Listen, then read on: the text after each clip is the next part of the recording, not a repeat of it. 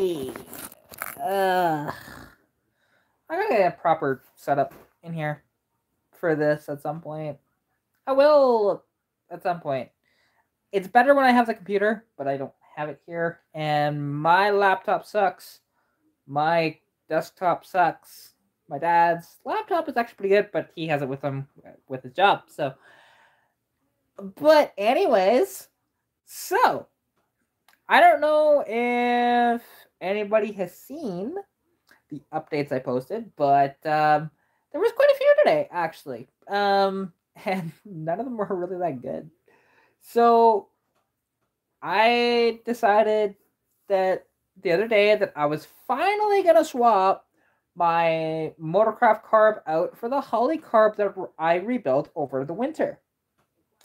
Which there was a couple of complications with that, like the throttle return spring was the biggest complication that I had, but I got that built today. Actually, I went to the machine shop and yeah, Harvey, sadly that doesn't work in my lives.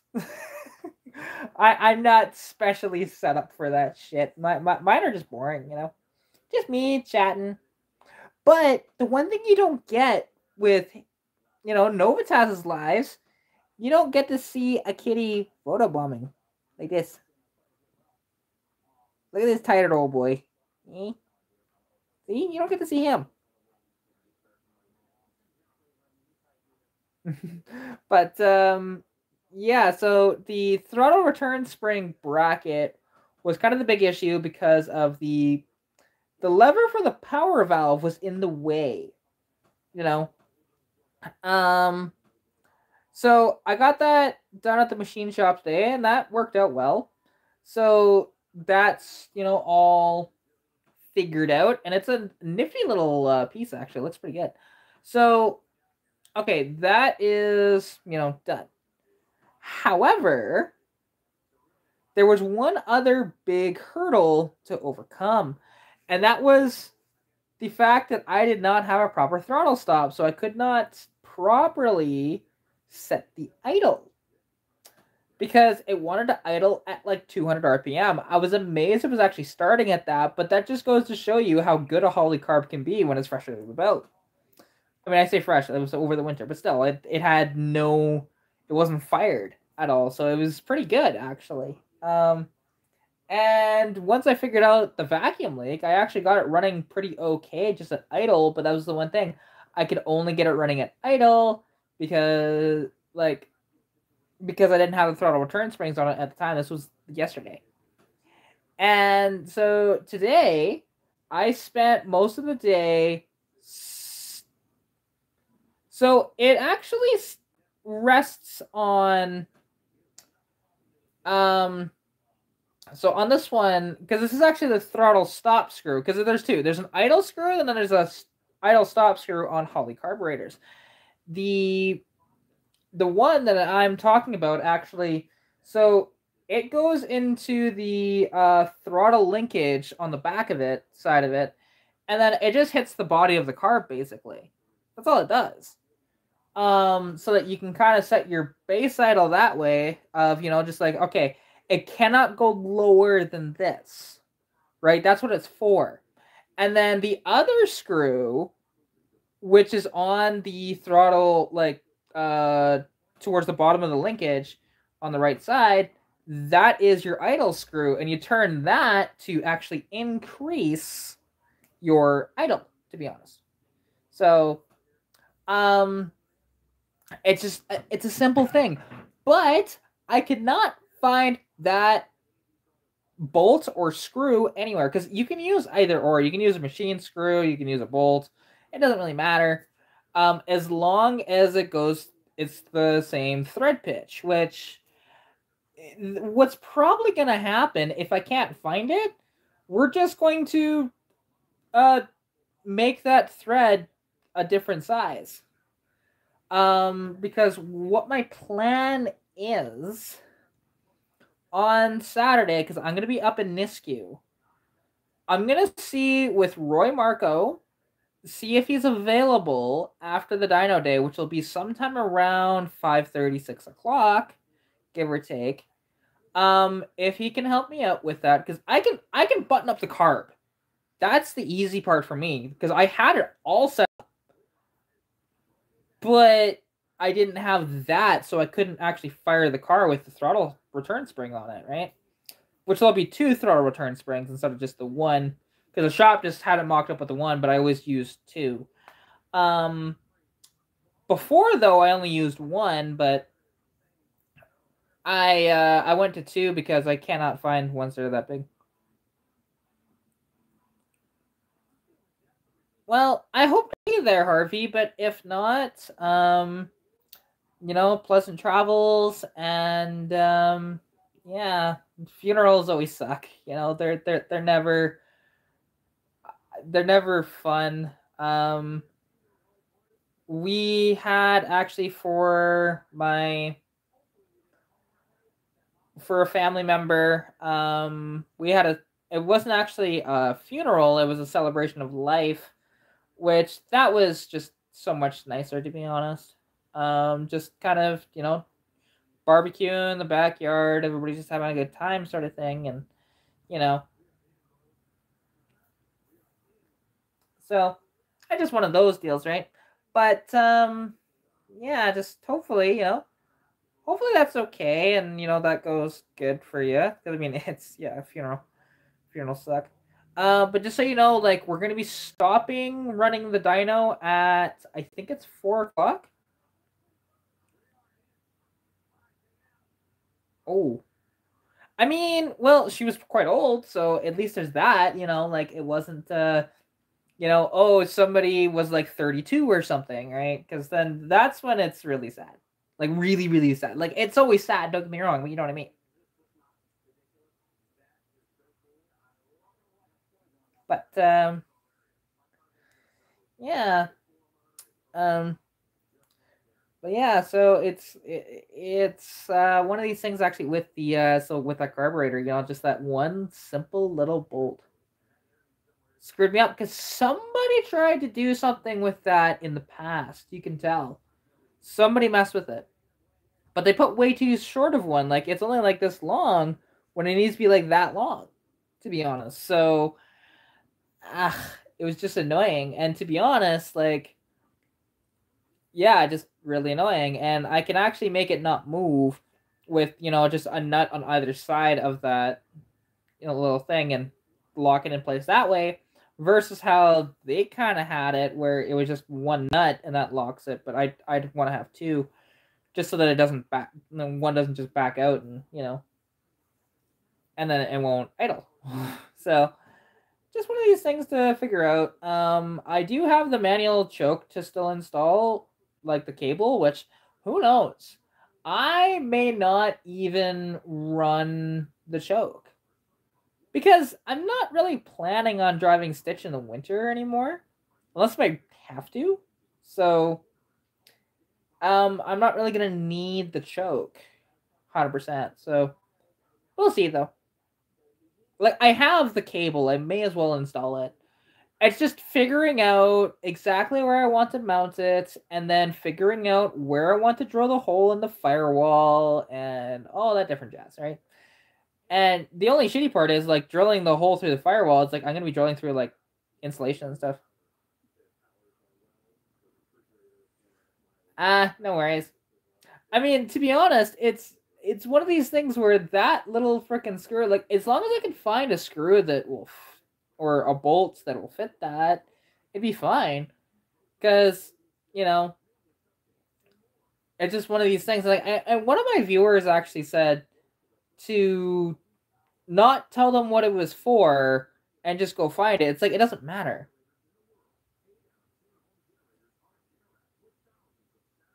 I mean, yeah, I don't. To be honest, I don't even know if this Holly carb has a fast idle thing. I'd have to look into that. I mean, it should because it's not a race carburetor. Like this is so for reference. This carburetor is I don't know because it's hard to date Holley carburetors, as I'm sure you're aware.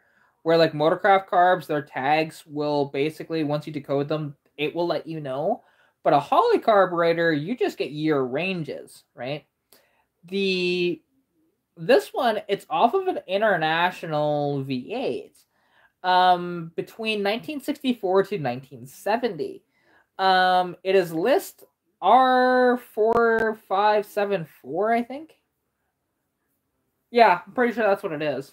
So 4574. And like you can find the rebuild kits, and which I mean they just use a generic holley rebuild kit. It's not like a Ford holley carburetor, which those are just stupid.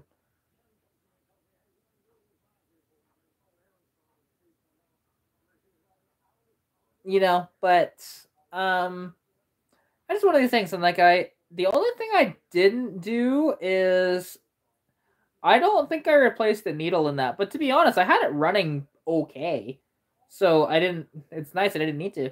So bonus. And to be honest, looking through that carburetor, like I just wanted to rebuild it, but everything I took out of it actually wasn't in that bad of shape. So but we shall see how it goes. Like going down, when I get that one going on the car and everything. And it's kind of funny though. So um after I put the motorcraft carb back on the car, I only did that just like a couple hours ago, to be honest. It was just one of these things, and like I guess when I was moving the carb around at some point, I must have accidentally yeah, oh exactly, to be honest. 9 times out of 10 you don't have to replace the needle. It's typically fine. But anyways, so with the motorcraft carb, and I should have recorded this, but I didn't. So trying to get it started, and it's just at idle. It's just surging at idle, right? Just boing, boing, boing, boing, boing. I drove it. I took it for a drive, and it just seemed like it was a little down on power and stuff like that too. I'm like, what the hell is going on? So I get it back here. I find a vacuum leak because apparently I didn't tighten one of the nuts on the carburetor. It happens, it's been a long day. I will fully admit that. And then one of the mixture screws was a half a turn out. But before I figured out that the mixture, or 3/4 of a turn out, so I needed to do that. And then once I did, it actually was okay. But the carb actually caught on fire. Pretty good fire, too. It took me a bit to get it out, but it was fine. Carb fires do happen.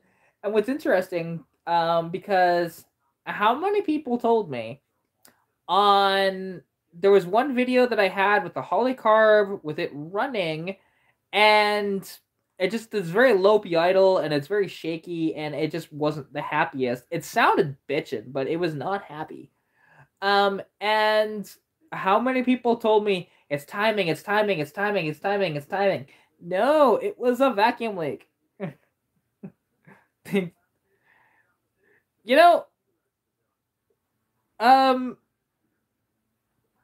actually, it's funny that you say the rare external combustion engine.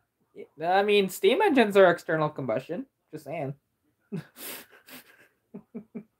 And that's funny that because people will say that as a joke, like, oh yeah, the external combustion engine. That actually does exist though. Because people will try and say that doesn't. But yeah, it's called steam. And it's interesting, like looking at really old engines, from like turn of the century even into some of the 20s, you had these engines that did not have a valve cover on it, or in these cases it'd be a rocker cover because the valves were inset into the block. And it was really cool to see those just kind of firing away like that, without a valve cover on it. It's very wild. And the fact that people just haven't, to this day, built one for it, but it's kind of cool.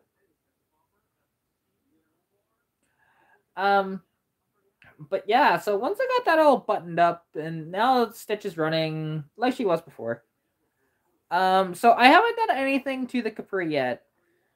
Ordered a bunch of parts. So basically, everything that's ordered so far: wheel bearings, brake rotors.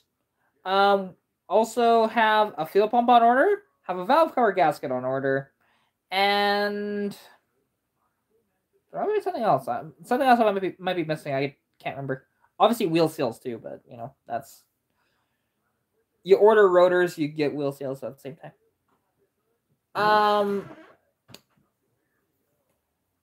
Yeah, I think that's about it. So, and I took the Capri out for a drive. It didn't do its massive shake. It had a little bit of a shake that was not great, but wasn't that bad. And I'm like, that's a little odd. It's almost like guaranteed anytime I brought it out to olds, they would do that. So I don't know what changed today, but I'm okay with it because when it does, it's really bad shake. It's sketch. Harvey, no, it's not a motor issue. It's not a motor issue. So I've already figured out, like, because the only thing that explains the um the bad fuel economy that it gets, there's only one thing that explains that, and that is gas getting into the oil. But there's not enough of it to really have an issue. And there's no dent in the oil pan, by the way. There's none. I promise you that. So, and there's no oil starvation. It's just oil getting diluted with gasoline, but it's not coming from the top. What's actually happening is it's coming from the fuel pump itself. So the diaphragm inside the fuel pump has just gone and it's just leaking gas into the oil pan. So that's, to be honest, that is like what I'm pretty sure is going on with that. That's why the oil gets diluted so quickly. You know, instead of it, you know, lasting give or take about 5,000 kilometers, it only had maybe 1,500 kilometers on it, and it was just terrible. So you know, it's just one of these deals, right? So basically, in probably a couple weeks' time, I'm going to be heading up to Edmonton with the Capri, and me and Keith are just going to button it up. We're going to do the brake rotors and that sort of thing. We're going to do the fuel pump, going to do the valve cover gasket, and yeah. Oh yeah, it should be. But like I said, there's gas getting into the thing though, because you can smell fuel at times on the dipstick. It's not constant. So, and what's interesting is like, because you'd think, oh, it would just be filling up the oil pan so bad and diluting the oil really really bad, but it's not, because of the leak coming from the valve cover is so bad actually that it's not like causing too much damage in there. So I'm not really worried about it. And like I said, I do have that spare motor just in case, but I don't want to use that motor for the daily driver. I want to build that engine. You know, I want to send that out to a machine shop and get it all built up and stuff. But we shall see what happens with that spare engine, because that's, you know, that's the one for like any fun mock-ups and stuff. And you know, because who knows, I mean, we'll see what setups I do in the future. And like that motor, if I ever get enough money, it might get sent down to California, and then I'll have that weird DIS injection setup on it, which will be a much more efficient system than the carburetor. I like the carb, don't get me wrong, but you know, if I can get this weird injection setup, and then when I pop the hood at car shows, people go, "What the hell is that?" And it adds power over the carburetor. I mean, why not? You know, and it would be a very simple setup. It's not going to be an ECU controlled fuel injection system. But I just don't have the money to send that motor down. Otherwise, I would. Not that I know anything about that engine, other than I looked down the cylinders with my boroscope, and it looked fantastic, to be honest. They were still cross-hatching on the cylinders, so I'm like, cool. It had new spark plugs in it. It has a new water pump on it. So, you know, clearly there was some work done to it before I acquired it. And the carb from that is now actually on the convertible. So, but it works out pretty good. The transmission has a little bit of a minor issue. It's nothing bad. You just got to be careful for if you are like pinned on the gas and you're manually shifting it from first to second to third, because that's the best way, easiest way to get up to speed, because the automatic shift does not get you up to speed very quickly. So when you do that, when you shift into third, you have to actually let off the gas for a little bit, and then you can get back on it afterwards. Because otherwise, if you don't, it'll basically just rev out really quick and then shift. So it's just a little delay in that, and that would be probably, I mean, could that be the kickdown? I don't know, but it doesn't do it if you are just pinned when you are just in drive. It won't do that. It's only if you manually shift it into third. This is a little interesting. But, it's not the end of the world. You just got to remember to do that. And other than the other little gripes on the Capri, which is just, again, maintenance stuff that just, it's an old car, it just needs to be done. I don't really have any issues with that car, to be honest. It'll be a good little car for me. The other thing that needs to be done, or something that I want fixed, because the seats are annoying. So the seats used to, when we first picked it up, which oddly enough was exactly 1 year ago, that popped up in my sort of memories that, hey, got the Capri 1 year ago, which that's cool. And then since then, like, it was such a sketchy car to drive back then, because it had almost no brakes. It ran like absolute ass. And, which is so funny because the self-proclaimed mechanic there that said, this is a roadworthy vehicle, it wasn't. It just wasn't. It was really bad. And like it took us a bit of tuning. We had to do sort of tune up in the parking lot of Canadian Tire. Plus, we put some Marvel Mystery Oil into it, and like it was smoking like a banshee out the back of it, like burning a lot of oil. And then put some Marvel Mystery Oil in it, and poof, wasn't burning oil no more. Like that stuff works wonders. Which I think all that happened was that the oil seals got a little dry, and and then putting in that Marvel Mystery Oil in it, it just gave the seals it softened the seals back up again, and that's why it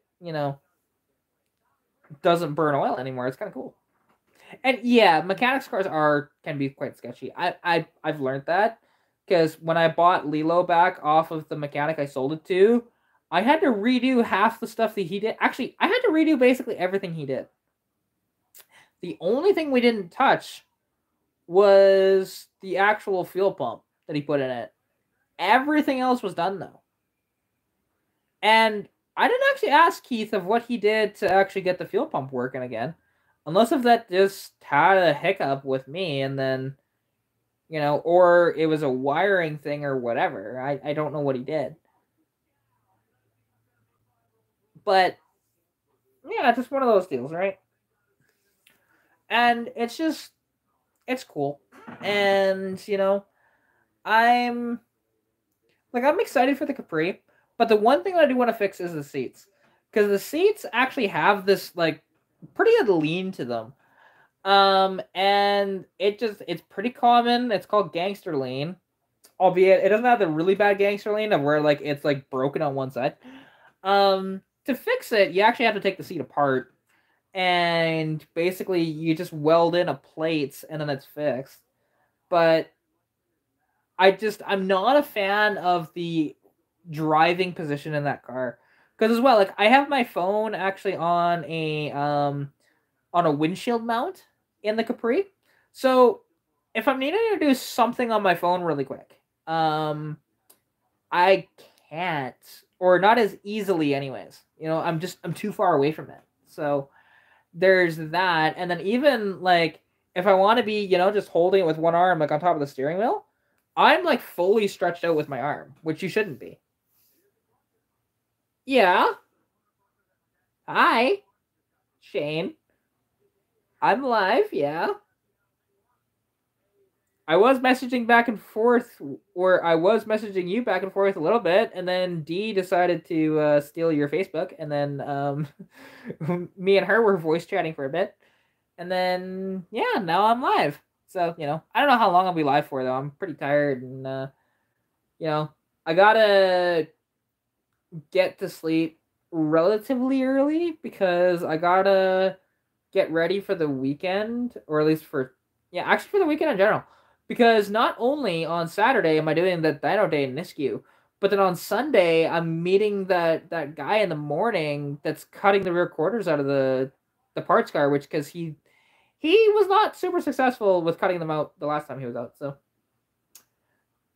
he's bringing his father-in-law with him and hopefully a lot more tools, because just an angle grinder is not really gonna work out for you well. Like, you should have an angle grinder and a die grinder or a sawzall. Because if he had a sawzall and like say a drill, he could have been better off. But all he brought was an angle grinder, so that didn't really work out so well. But that's okay. It's just annoying, but it is what it is.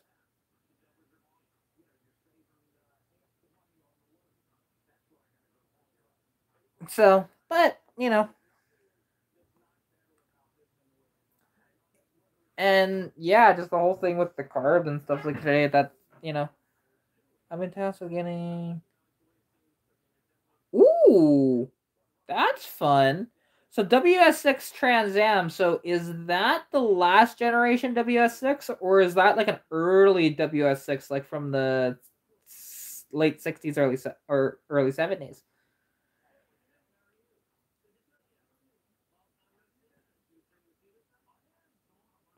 Been nice. Okay, yeah. So last generation WS6, which I mean that's pretty cool to 430 horsepower. Now, is that going to be to the crank or to the wheels? Because to the wheels, that's quite a bit, but to the crank, it's not so bad.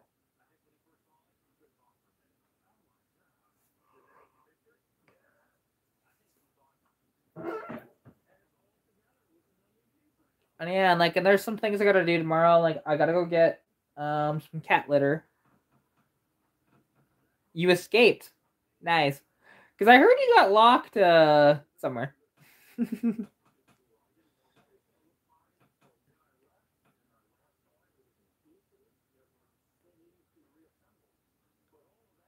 450 is, that doesn't sound right.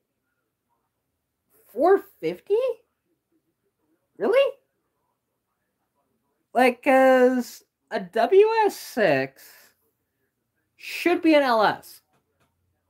Like, is it an LS or is that an LT? Because if it's an LT, then maybe. But I thought LTs were, could hold more power than even a small block Ford. It is an LT one. Okay. I didn't know that. I thought it would have been able to hold more power than that.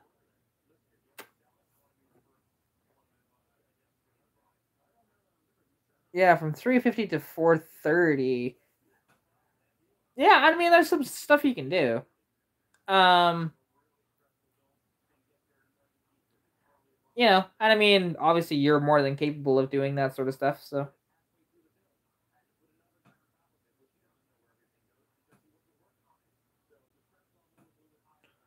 but it's just one of these deals, and yeah, like, be interesting to see. And I mean, and hey, if he ever wants to run it on the dyno, like, if you get that done in the next couple of weeks, like, because there's a few more dyno days coming up, but then we'll be done for the season pretty soon here. So anything beyond stock is new to me. Hey, you know what? I mean, to get it from that to from like next summer, okay. Well, I mean, hey, we'll have the dyno going next summer too, and it's interesting because actually this weekend, me and Alicia are gonna be the boss bitches, yo. So it'll be interesting to be the boss, because I've been a boss, not the boss, and it's gonna be between me and Alicia, and we'll see how that goes. To be honest, it should go great, but we'll see. Hopefully, we got a bunch of cars, and you know.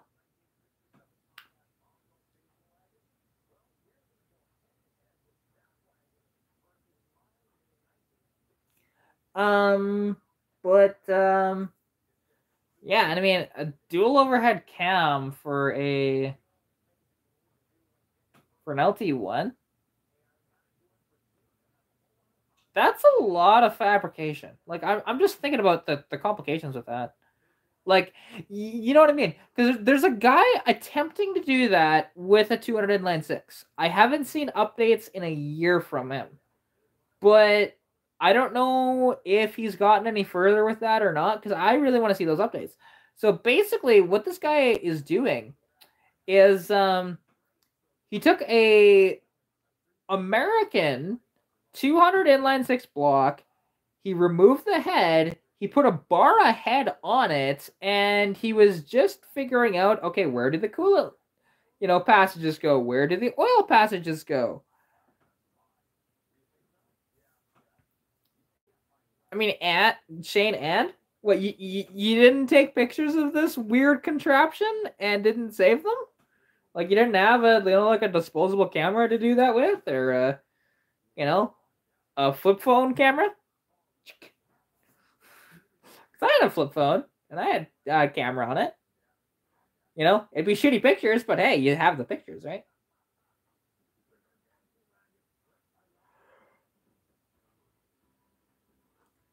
And something actually, because I had wondered why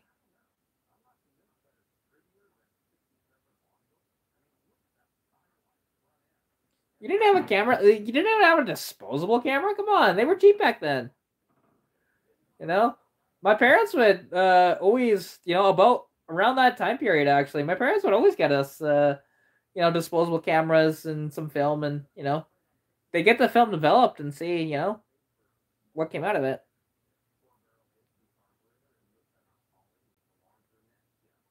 And so Harvey, I regret to tell you that Roy no longer owns the Hudson. He sold it. Which I'm sad that he sold his Hudson. But he said that the Hudson wasn't really his like joy. It was cool and everything, but it's not something like he really like loved. So yeah, he sold it. I don't know who to, but and I wonder like whoever bought it, are they gonna do a full restoration on it? Or are they gonna leave it kind of as it is, but put proper upholstery in it because it has none? Like what's this guy's intentions?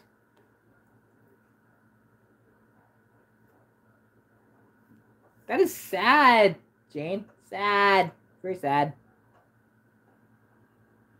But, because, yeah, like, cool stuff like that. I mean, like, overhead cams. Because, like I said, this guy is trying to build a Bara head American 200 inline 6 block. It's wild. So, overhead cams, and, like, just the fabrication required for that is insane.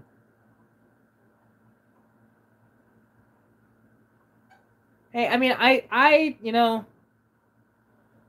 like having a Hudson, like a Hornet, because I mean, don't get me wrong, I like this Hudson. It was really cool. I rode in it once. I never got to drive it. I wanted to.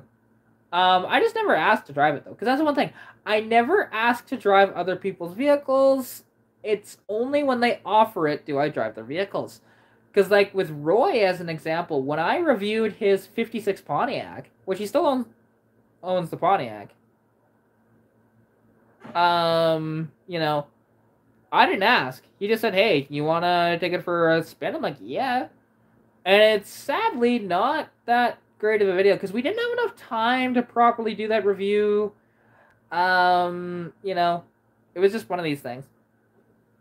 I mean, and oddly enough, I think the most popular color for those Hudsons was blue anyways. Because anytime I see one, it's always blue. Always blue. Which I think that harkens back to the race cars as well, because the race car was blue too. You know, the NASCAR, the fabulous Hudson Hornet, and it's such a cool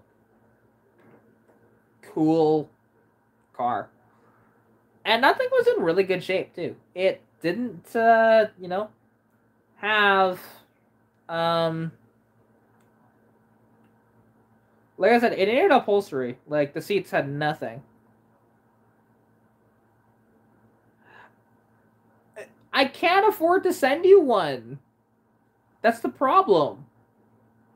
Like, I have my spare engine, but I can't afford to ship it to you. That's the problem, Shane. And I can't find one in California. Like, it's gonna kind of be up to you to try and find one locally to you, because I can't afford $1,000 to fucking ship my engine. I just can't. You know, like, that's the thing. Because I would like to. It'd be cool to see if you could actually get that working and it like reliable and stuff. That'd be awesome. And I'd love to see people's reactions to it. However, I just can't afford to ship it to you, dude. Like, it would cost me probably upwards of $1,000 to get it to you in California. And I don't have a passport to even do that.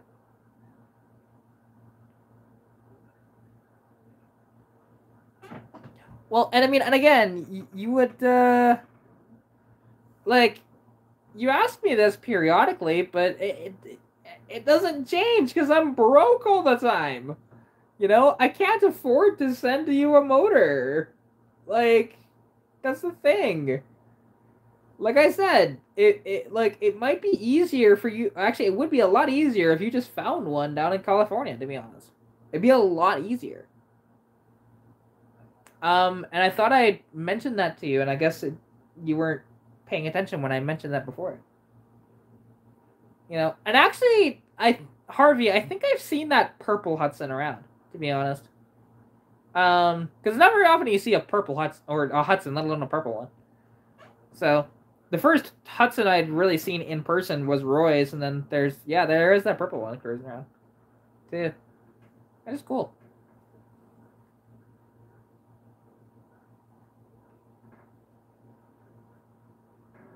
But yeah, it's just one of these things, you know, like, cause we'll see, you know, what the future holds, and like, cause something actually that I got messaged with on TikTok. There's a guy that, so I haven't seen pictures of it, but he has a header for my car, supposedly. It's stainless steel, and it's a dual exhaust header, and he said I can have it for free if I pay the shipping on it, which the shipping is going to be insane, I already know that, but we'll see if it's worth it, because the one thing is, I know I can buy a header for about $400 with like $100 shipping on top of that, so about $500 for a header. So, if it happens to be cheaper than that, you know, I'll definitely consider this. But I need to see pictures of it before I commit to that. Because either that, or he ships it, and then just has whatever shipping company he uses, they just bill me afterwards, but he lets me know what it's going to cost prior to him shipping it out. You know, and then I make it work that way. Because that'd be preferable, because I don't like sending people money that I don't know. If it's something like this, you know, I'd much rather, you know, just pay the shipping company directly myself. Because if I send them, you know, that, they could just take the money and run, especially, I don't know this person, they don't have a lot of followers on TikTok or anything, so, you know, it's one of these things, and people screw each other over all the time.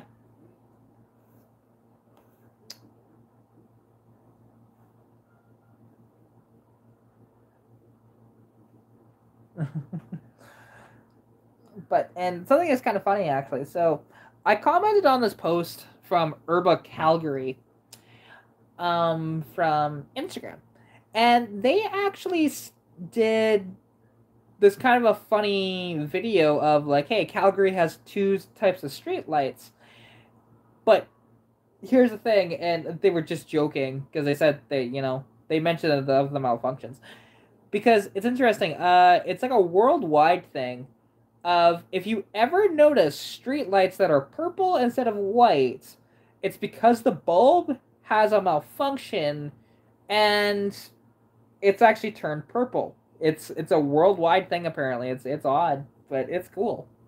I prefer the purple over the white. It's interesting because it doesn't actually affect it at all, other than the color it emits.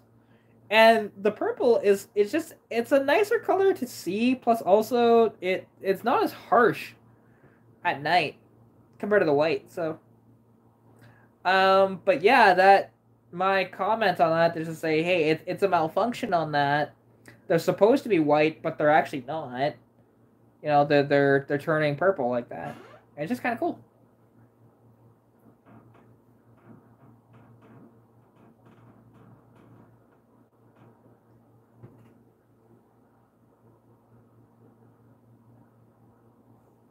But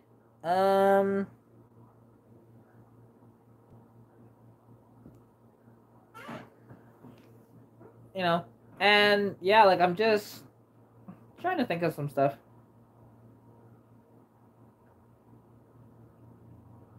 Oh, it definitely does. And I like it more. You can actually, like, the purple, you can see just as much as the white. That's fine.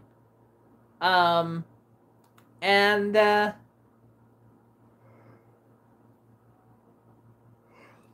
you know, if your windshield is dirty, like, as an example, it's summertime and you've been smacking into a bunch of bugs, the white doesn't, or the white blinds your windshield, but the purple doesn't. It's kind of nice. But I am glad though that I at least have Stitch running again, granted on the Motorcraft carb, but there used to be some that were almost amber too. Yeah, I do remember. Well, they had yellow lights for the longest time. I don't remember them having amber though. But I mean, you've been around for longer than I have, so there's that. But yeah, I don't remember seeing amber lights, to be honest. I remember yellow, especially growing up. Everything was yellow. But that's because they weren't LED lights. And oh, one little thing, and oh, I guess my hands are dirty too. I didn't even notice that. But that's the one thing. Like, and when I work the dyno as an example, like, I just get filthy, and it's fine. I don't really care. There's people that are just like, hey, um, like this, and this, and all this stuff. But yeah, it's just one of these deals. Ugh, God, I am tired.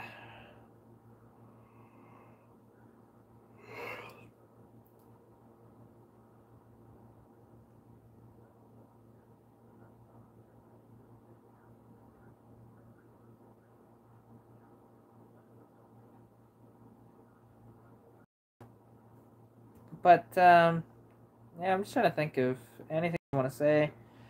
There's really not at the moment.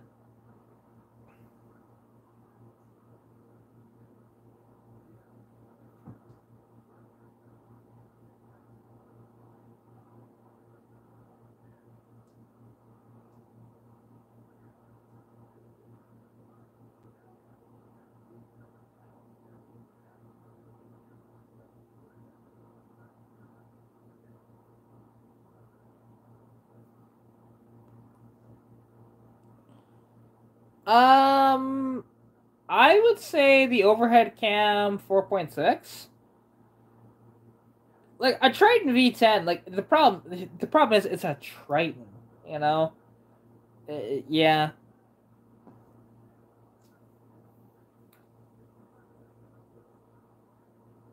And that's fair, Harvey. I mean, if you have to go to bed, no worries. I hope to see you on Saturday, but if not, I hope you have a fantabulous time with everything else, and hopefully the funeral isn't too depressing, and yeah. Because like I should clean myself up, mostly just my hands and a little spot on my arm here. Do I have any other spots? No, I don't. And then like I gotta do some laundry still tonight, which I might put that off till tomorrow, but V10 and a bird with a T56. I mean, that's kind of badass, I'm not gonna lie. It's cool. Like, I like those weird swaps like that, because, yeah, the 4.6 is, like, you'd expect that more so. Good night, Harvey. I'd show my kitty, but he's asleep. I don't want to disturb him, so. But he is going to get disturbed soon, because I am going to be going to bed fairly soon. Because I'm tired. Definitely tired. It's been a long day. I did a lot of running around. 6 shops total. Well, 3 stores, 3 shops. 0 results on finding a bolt that'll fit that fucking carburetor. And, but with any luck, I will meet up with Roy on Saturday, get the stuff that I need, because he has a air filter spacer for me, which I need. Do need a carb stud for it as well. And, yeah. Because I bought this Readier rod today, and I thought it fit, but it actually doesn't. It's really close, but it's not that, so. Because I got this 3/8 Readier rod. And I got a wind out for it, too, but sadly, I got it, in at the store, and it was good, but then, as I was playing around with it, it's like, this is actually a little loose. Damn it. So, I mean, I didn't spend that much money, but annoying, though. But I got this, about 2 feet of Readier rod lying around now, so. It's one of these things in case you need it. And, because, like, basically, as soon as I have, like, just these couple of things, like, I can run the car and be totally fine. With the Holley carburetor, which will be nice. The Holley will be so much nicer than the Motorcraft. The Motorcraft is pretty good, don't get me wrong. Although, ever since I vapor locked it, it hasn't been 100%. And, like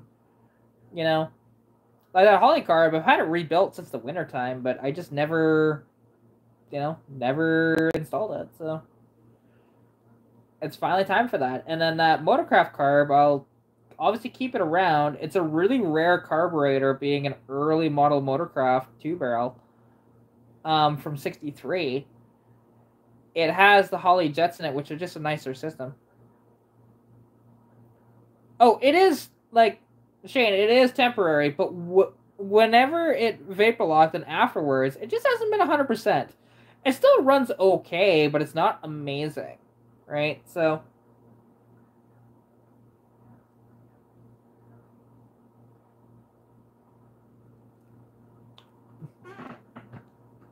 like, it's not like that it's still vapor locking, because no, it hasn't vapor locked since that day. And it vapor locked because of me. That was my own fault. But it's one of these things. But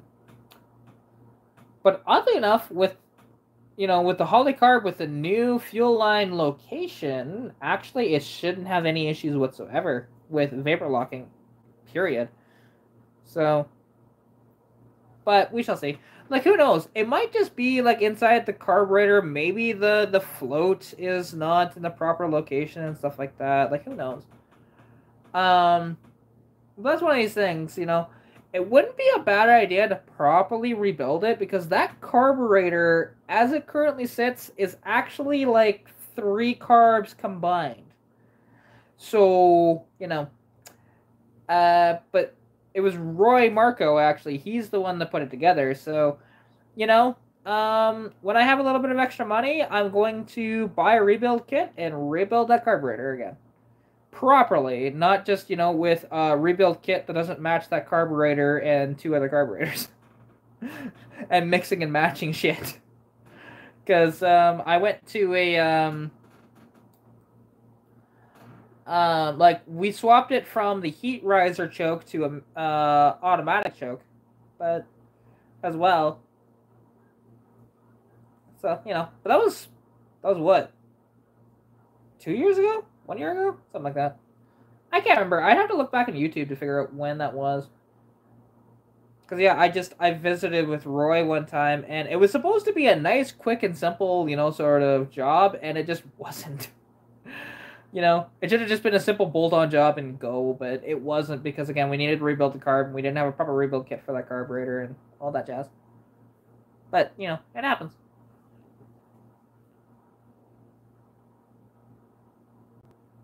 So, I would love my YouTube channel to get big enough to, like, do the stuff that Roadkill does. Like, as an example, because on Roadkill right now, or is this Roadkill or Roadkill Garage?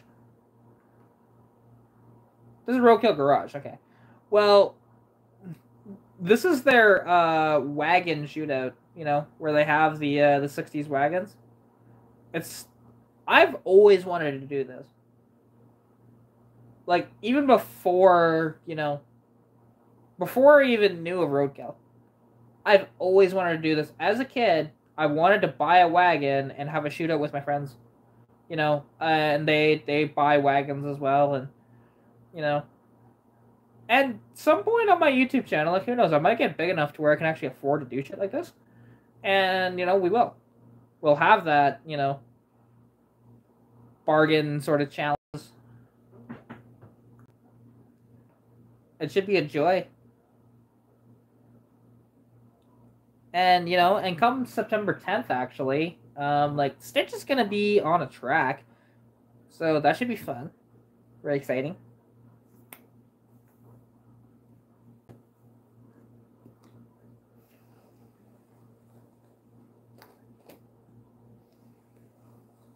And it's interesting, actually, because, like, something, I know that for, like, for some, like, if there was going to be a proper tech inspection, I know that how I'm going to have the fuel line run, that wouldn't be allowed for tech inspection. So, which, and it's okay. Like, but there's going to be no inspection for this. Because you don't even need a helmet to go around this track. It's kind of cool. It's just like, it's a privately sort of, rented track. So it should be fun. Can't remember the name of it, though.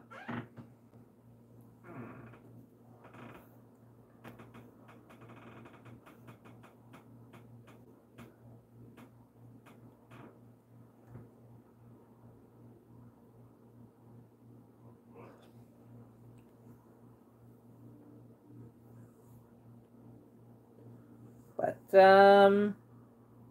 yeah, but anyways, I'm just getting really tired here, so I think I'm gonna head to bed, which is down that way. Down that way. It looks like I'm pointing at the fridge, but I'm not, I promise you. Because I wonder if I point, well, that's the door. Yeah, it's just the angle of the camera. So, anyways, I'm gonna head to bed, so appreciate everybody coming out and chatting in the chat, and yeah, talk to y'all later. Peace.